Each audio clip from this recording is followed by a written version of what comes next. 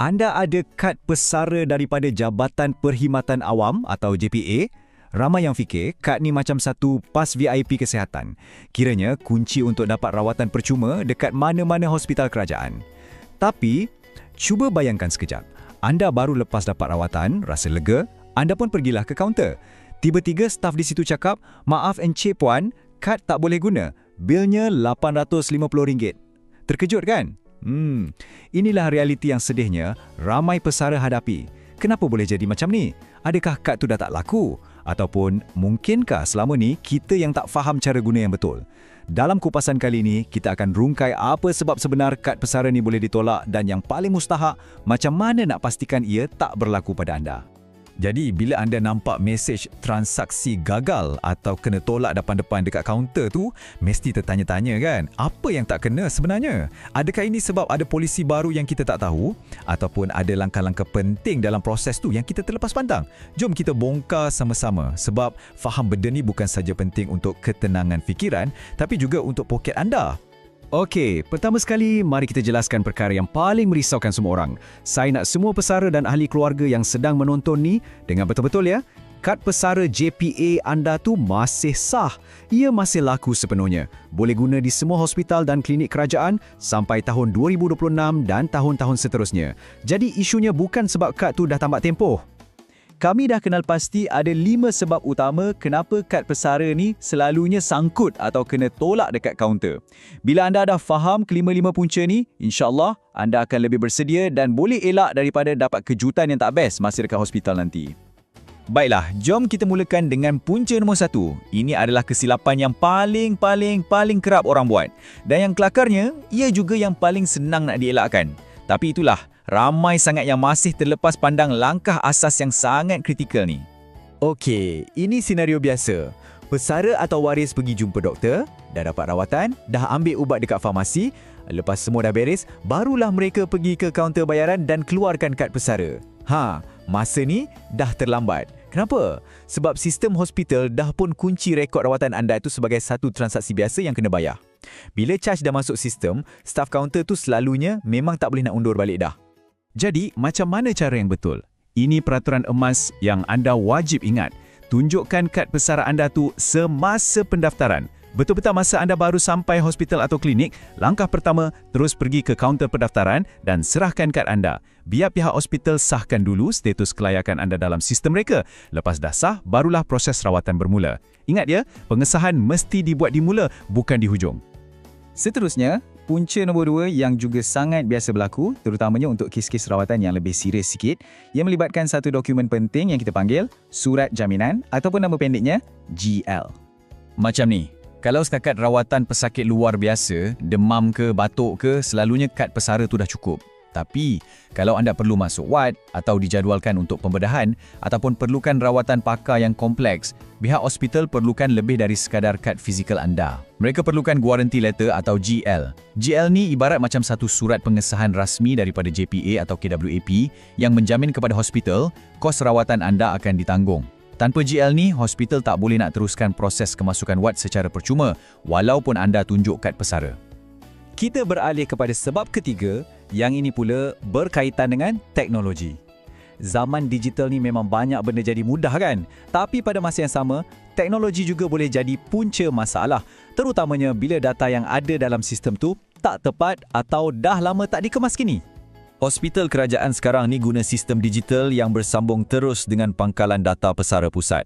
Kalau maklumat peribadi anda dalam sistem tu tak up to date, contohnya ejaan nama ada beza sikit, atau masih guna nombor IC lama, atau status perkahwinan tak update, sistem mungkin tak akan jumpa rekod anda. Bila ini jadi, mesej yang keluar dekat skrin komputer tu ialah data not found. Jadi, dari sudut pandangan staf kaunter, anda dikira tak layak buat sementara waktu.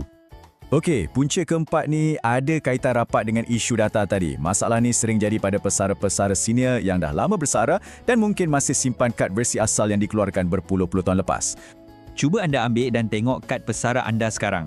Setengah kad yang versi lama sangat tu mungkin tak ada maklumat penting yang sistem digital sekarang perlukan. Contohnya macam kod kategori perkhidmatan. Benda ni nampak remeh, tapi kalau tak ada, ia boleh menyusahkan proses pendaftaran dekat kaunter.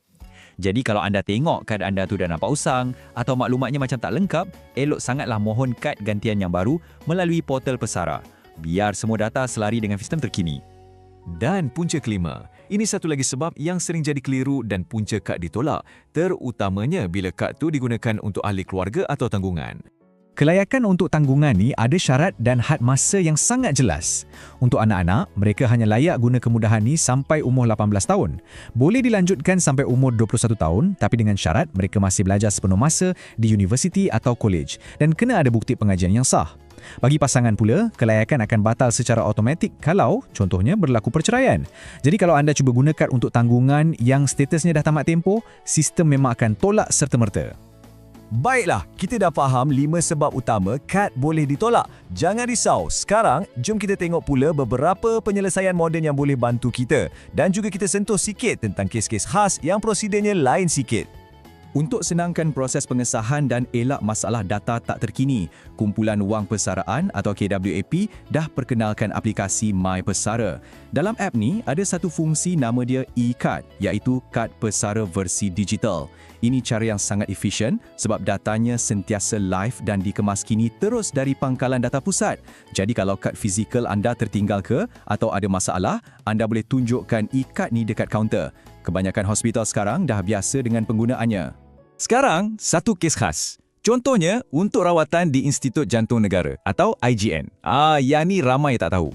Anda tak boleh terus walk in ke IJN dan harap kad pesara anda diterima macam tu je. Prosedur yang betul, anda mesti dapatkan surat rujukan rasmi dari mana-mana hospital kerajaan dulu. Kenapa? Sebab surat rujukan tu yang mengesahkan keadaan anda memang perlukan rawatan pakar di IJN. Tanpa surat tu, kemudahan pesara tak boleh diguna pakai di sana. Jadi selepas kita dah tahu semua ni, apa yang patut kita buat? Jom kita rumuskan semuanya dalam satu plan tindakan yang ringkas dan senang nak ingat supaya anda tak lagi berdepan dengan masalah dekat kaunter hospital. Ingat 3 langkah mudah ni. Pertama, sentiasa bawa kad pesara fizikal anda atau pastikan aplikasi My Pesara dengan e-Kadnya ada dalam telefon anda. Kedua, dan ini yang paling kritikal, tunjukkan kad anda semasa pendaftaran sebelum jumpa doktor. Dan ketiga, kalau anda dah tahu rawatan anda mungkin perlukan kemasukan wad atau prosedur khas, bersedia awal-awal untuk mohon surat jaminan atau GL. Macam mana pula kalau dah ikut semua langkah tapi kad masih kena tolak? Okey, bertenang, jangan panik. Langkah seterusnya, hubungi terus Kumpulan Wang Persaraan KWAP atau log masuk ke portal pesara yang rasmi. Pasukan di sana boleh semak status data anda dan bantu selesaikan apa-apa percanggahan maklumat yang mungkin jadi puncanya. Ada satu pesanan yang sangat bagus di sini. Jangan tunggu sampai dah sakit baru nak fahamkan proses. Persediaan tu kunci utama. Luangkan sedikit masa sekarang untuk faham semua prosedur ni. Supaya bila tiba masanya nanti, anda boleh fokus pada kesihatan, bukan pening kepala fikir pasal masalah pentadbiran. Dan ini seruan tindakan yang paling penting. Maklumat ni sangat bernilai, terutamanya untuk generasi yang lebih tua yang mungkin kurang arif tentang sistem digital ni semua. Tolong, kongsikan kupasan ini kepada ibu bapa anda, saudara mara atau sesiapa saja yang anda kenal yang ada kad pesara JPA. Pastikan mereka pun faham proses yang betul, supaya mereka tak terbeban dengan cas yang tak dijangka. Sebagai penutup, saya nak tinggalkan anda dengan satu soalan.